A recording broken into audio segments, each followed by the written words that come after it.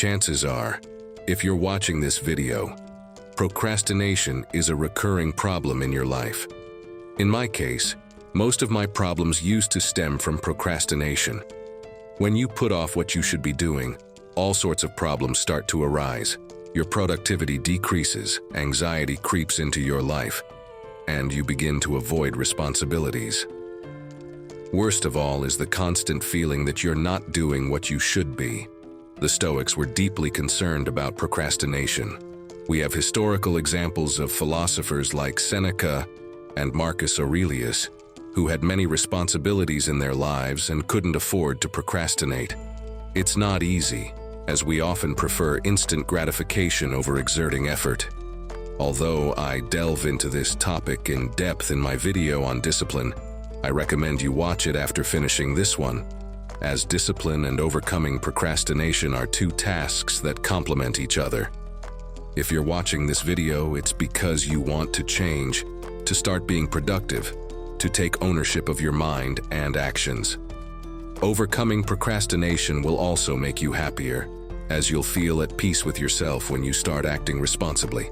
It's astounding that Marcus Aurelius, a Roman emperor and historical philosopher, had the same hours in a day as you and I to accomplish his work and fulfill his responsibilities.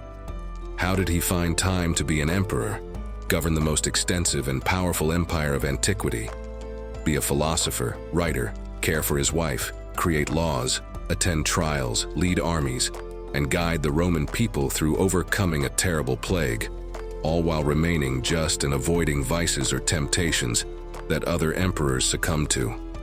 The key to Marcus Aurelius's success is that he always had a routine. He developed habits in his life that allowed him to overcome laziness and avoid procrastination. Ultimately, that's the key to not procrastinating, having a routine. Marcus Aurelius transformed all his responsibilities into a fundamental part of his life. Just as we need to eat, wash, and sleep, Marcus Aurelius made these responsibilities essential to the point where he couldn't live without fulfilling them. All the great thinkers understood, as Aristotle did, that we are what we repeatedly do. Excellence, then, is not an act but a habit. For example, for Marcus Aurelius, the day began early. In his own words, "At dawn, when you have trouble getting out of bed, tell yourself, 'I have to go to work,' as a human being."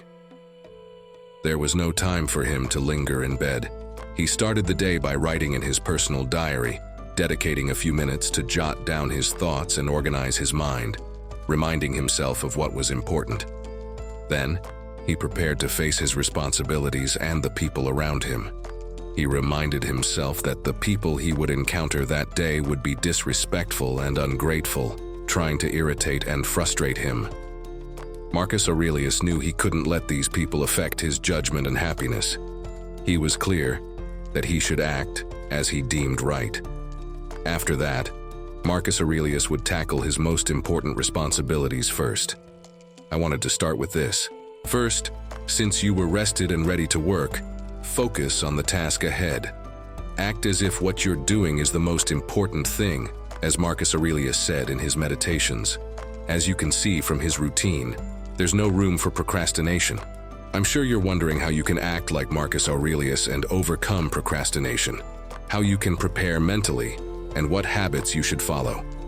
Don't worry, I'll explain 7 tricks that personally helped me avoid procrastination. I'll divide them into 2 parts. The first part will address preparing the mind to avoid procrastination, and the second part will cover actions we can take to overcome procrastination. Change your focus. Procrastination is a first-world problem. We procrastinate because we can afford to do so. Ask someone who doesn't have food if they procrastinate. Most of us live relatively comfortably, so we need to increase our sense of urgency when dealing with responsibilities. When we procrastinate and have a deadline to meet, we end up doing everything on the last day. As the deadline approaches, it seems that laziness disappears and we become productive. This happens due to the sense of urgency. Set your own deadlines to increase your urgency to work and help overcome procrastination. How can you ensure you'll meet the deadline you've set? For example, you could tell a family member or friend that if you don't complete your task before the deadline, you'll have to give them money. This punishment will force you to act before the deadline you've chosen. Remember, increasing your sense of urgency is crucial to stop procrastinating. Avoid low-level distractions. When we procrastinate, the actions that replace what we should be doing are usually low-level distractions. These distractions don't add anything to our lives.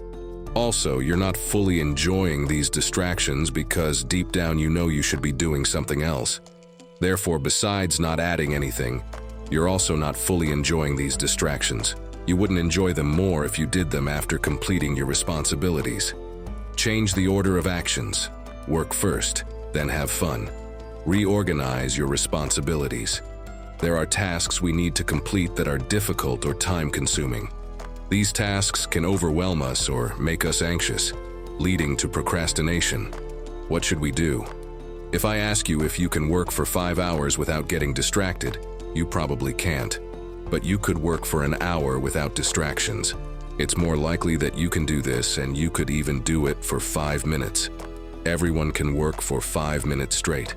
If we apply this logic to long or difficult tasks, breaking them down into smaller parts and focusing on each part as a single, shorter, and more accessible task, it can help us overcome procrastination. Take the first step. Every procrastinator knows that the hardest part is always starting the task. Once you've started, you've overcome the most challenging part. Oblige yourself to start. Don't think about how long it will take to finish the task. Don't think about finishing or the difficulty of what you need to do. Just start with the first step. It's the hardest but the most important, and it will give you the momentum to continue with the second, third, and fourth steps. Being a procrastinator also has its advantage here. Once you start, you don't want to stop because you know the difficulty of starting again or resuming the task. The 5-second rule, related to the previous point, one of the strategies I use in my daily life to take the first step is the 5-second rule. This rule, as the name suggests, consists of counting from 0 to 5, and when you reach 5, you start the task. The idea is to empty the mind, not think about anything, and just start. Count to 5 and start. Don't think twice. Personally, this trick helps me a lot in life whenever I want to do something that bothers me. I count to 5 and without thinking, I just do it. The Pomodoro Technique. The Pomodoro Technique is a trick to divide your work time into manageable chunks so that facing your tasks becomes easier. It's harder to start working if you think you have 5 hours of work ahead, for example. But with the Pomodoro Technique, we can tackle our work more simply. The Pomodoro Technique involves working for 25 minutes straight and then taking a 5-minute break. This is called a Pomodoro.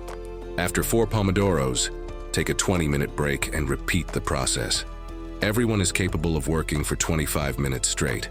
By doing 4 Pomodoros, we work for 1 hour and 40 minutes totally focused, and then we rest for 20 minutes. Focusing for 1 hour and 40 minutes of continuous work is difficult. We get distracted if we're not 100% concentrated. We might even not start because we end up procrastinating. But with this trick, you can tackle the work in 25-minute parts that everyone can accomplish with 100% productivity. Eliminate distractions. Our brain always seeks the easiest path. If you have your phone near your workspace or a video game or anything that can distract you, you should remove all these distractions from your work environment. Create an environment that makes procrastination difficult, so the only thing you can do is complete your task. Start by identifying what things are preventing you from doing your work. And once you figure out what they are, eliminate them from your workspace so that procrastination isn't easy. What do you think of these tips for avoiding procrastination? I look forward to your response in the comments. We must remember that we need discipline to effectively implement all the tips I mentioned earlier. Without discipline and the will to change, we won't achieve anything. Here are 2 videos full of historical wisdom that you'll certainly enjoy. Until next time.